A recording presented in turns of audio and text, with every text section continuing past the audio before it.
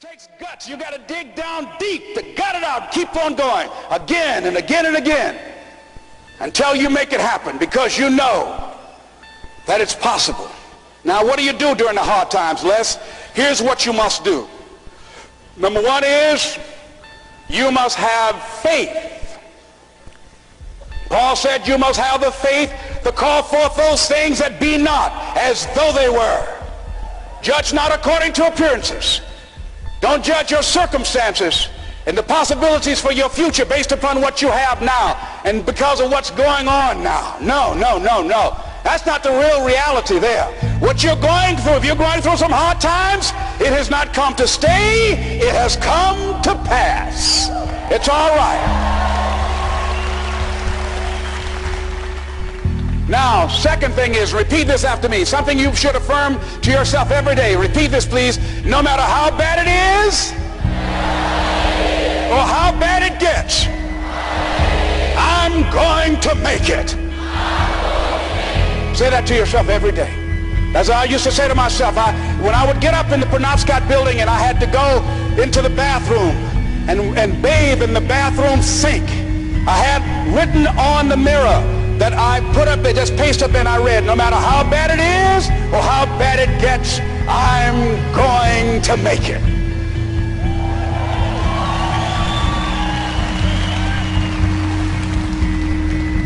So you got to have faith. You talk to yourself. You say that affirmation. The next step is you must have patience and engage in consistent action. Patience and engage in consistent action. See, everything does not always happen, ladies and gentlemen, when we want it to happen. It doesn't happen quickly. So in that process, they have something in the Far East called the Chinese bamboo tree. The Chinese bamboo tree, every day it has to be watered and fertilized. It's a very hard nut, and it takes 5 years of watering and fertilization every day, according to American Geographics, before it breaks through the ground. At any time, if the watering process and the nurturing and the fertilization process is stopped, the Chinese bamboo tree will die in the ground. Now, once it breaks through in that 5th year, then in 6 weeks it grows 90 feet tall. Now the question is, does it grow 90 feet in 5 years or 6 weeks? The answer is obvious. It takes 5 years.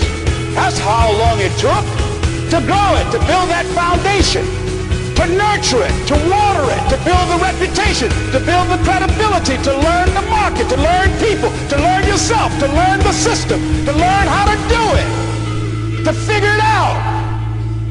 That's why you must have patience and engage in consistent action. We live in a world, ladies and gentlemen, where people want instant gratification.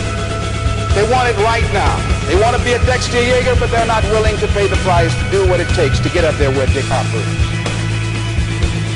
where Bryant or Judy is. They think it was easy. No. It's simple, but it's not easy. It's a system that if you work the system, it works if you work it. But make no mistake about it, it's hard. You are the determining factor. Here's something else. It's possible you can live your dream. It's necessary that you have goals, that you write them down, that you surround yourself with a support team, that you are creative.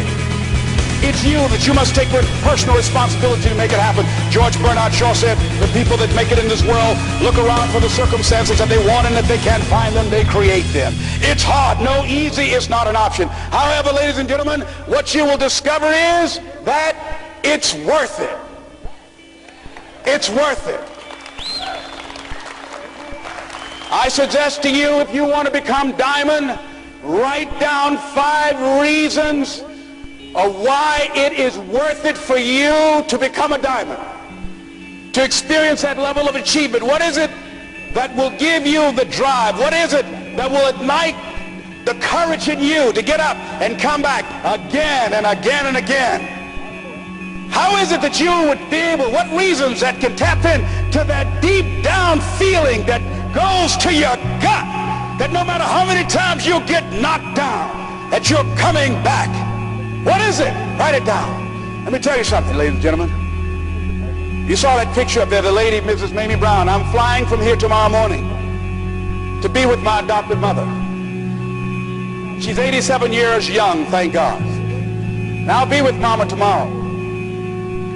Every Mother's Day, I don't care where I am. I go home Mother's Day. Everybody knows November 6th, my mother's birthday, I'm home.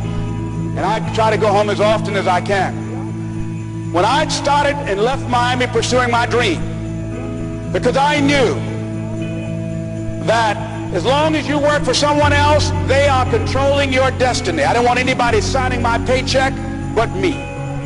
I knew that it was going to be difficult. I knew it was going to be hard. But every time I thought about giving up, and there were times I did, because where I am, ladies and gentlemen, it's a long shot. You think being a diamond is a long shot. This is a miracle. This is a long shot. And I had people laughing at me. Les, you're talking about being a motivational speaker? You have no college training. You were labeled educable mentally retarded. You failed twice in school. They put you back from the 5th grade into the 4th grade, and you failed in the 8th grade. You've never worked for a major corporation, and you are going to become independently wealthy. Right. They laugh. They're going to laugh at you. People are going to laugh at you.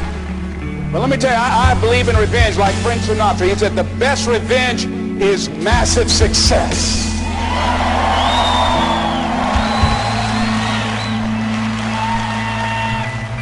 Ladies and gentlemen, when I was driving around with my mother and she saw a house, we were just looking for homes, and we drove an exclusive area of Miami where the coach of the Miami Dolphins, Don Shula, lives in that area called Country Club. My mother saw this house. Oh, what a beautiful home. And we looked at it. She said, oh boy, I would love to have something like that. One day I would feel like Mrs. Rockefeller. I said, you like that, Mom? I said, yeah. I said, oh, we just kept driving. I did not let my mother know at that time that I had it etched in my mind that I was going to do whatever number of meetings, whatever number of contacts, whatever number of calls I had to make, whatever it took to make that become a reality. And the day that I drove to that house and said, Mama, you remember that house you saw? We got out the car. I said, yes. I said, I really know the people that live there. She said, you do? I said, yeah, let me take you in and show it to you. And then I couldn't contain myself anymore when I got around and helped her get out of the car. And I took her and I said, Mom, I gave her the keys. Over 5,000 square feet. Large size Olympic pool, 12 feet deep, on a golf course, basketball court. I said, Mama, this is for you. And ladies and gentlemen, to see my mother walk around this house, this woman who only has a 3rd grade education, never had any children of her own. And she walked around and she said, oh Lord, oh thank you Jesus. No one would have ever told me this would have happened to me. She said, Leslie, she said, you know, that day when I went in that building and they told me this lady had these boys that she wanted to put up for adoption. And I told them, I said, I'll take them. And she said, ladies, she said, raise your hand and swear to me 2 things. I said, what is it? She said, swear to me you won't separate them. She said, oh no, I swear. I'll keep them together, I swear. I've never had no children, I swear I'll keep them together. She said, swear to me, lady, that you won't ever tell them about me. She said, I'm married and I got pregnant while my husband was at war. She said, swear to me you won't tell. She said, I swear I won't tell. She said, okay, you can have them. She said, when I came out that house, I was looking at y'all. She said, I didn't know how I was going to do it. She said, I was working at the M&M cafeteria. She said, I didn't know how I was going to raise y'all. I just knew somehow the Lord would make a way somehow. And I never thought this would happen to me.